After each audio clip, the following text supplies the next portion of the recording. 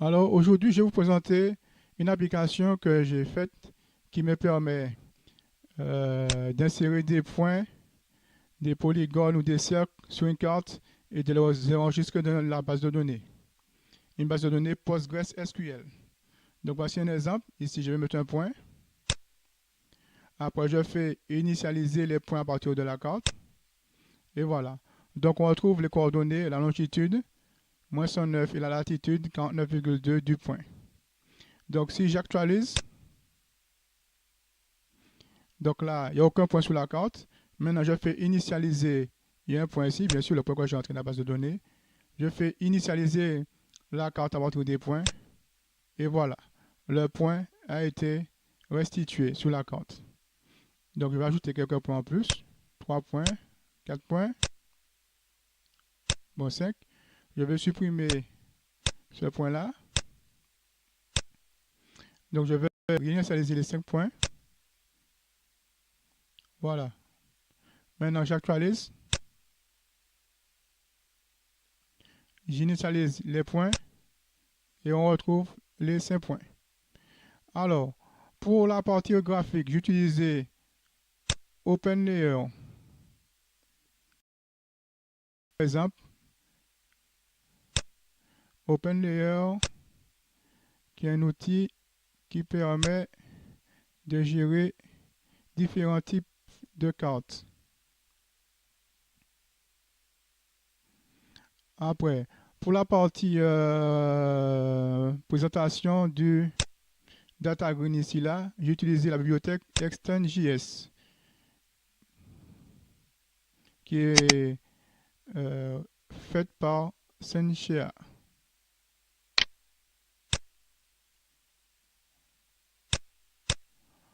Voilà. Donc voici, il y a plusieurs outils, donc le DataGreen que j'ai utilisé.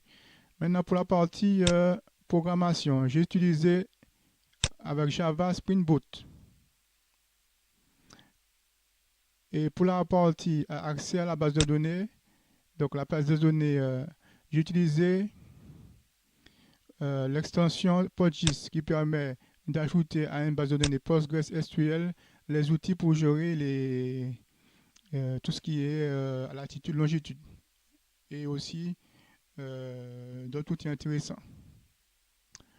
Bon, et pour la programmation en Java, j'ai utilisé Hibernate Spatial qui permet de se connecter à différentes bases de données, en particulier Oracle, PostgreSQL, qui avec PostGIS, MySQL, Microsoft SQL, etc.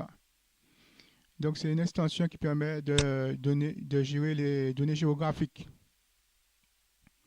Donc si on rentre un peu dans le code, alors quand on va à l'adresse localhost. Donc ici request mapping,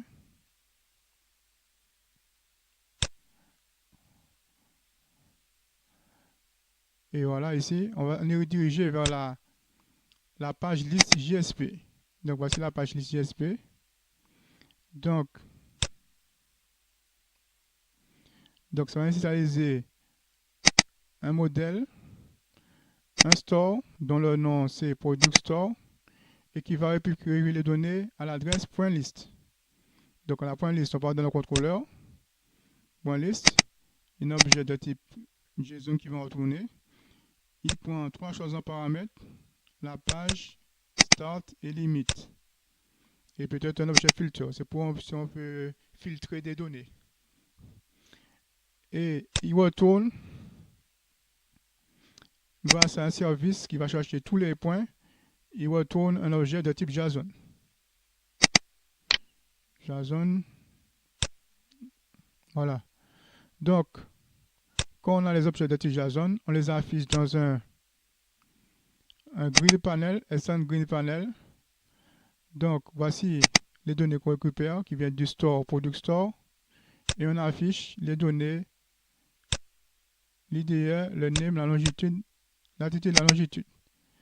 Donc, ce qui revient à ce qui est là. IDE, name, latitude, longitude. Voilà. Donc, ça, c'est la partie graphique. On pourra après améliorer, pour ajouter des polygones, par exemple. des cercles. Voilà.